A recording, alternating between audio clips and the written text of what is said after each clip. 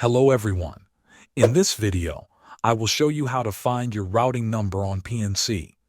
First, open the PNC mobile app on your phone and sign into your account using your username and password. Make sure you are logged in successfully before moving to the next step. Once you are inside the app, look for your list of accounts on the main screen. Here you will see your deposit accounts such as your checking or savings account. Tap on the account where you want to find the routing number. This will open the account details page.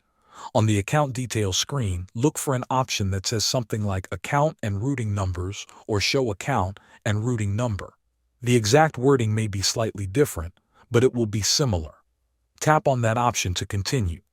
At this point, for security reasons, the app may ask you to verify your identity. You might receive a one-time passcode by text message or email. Enter the code when prompted to continue. After you complete the verification, you will be able to see your full account number and routing number on the screen. Make sure to keep this information secure and do not share it with anyone you do not trust. Thanks for watching.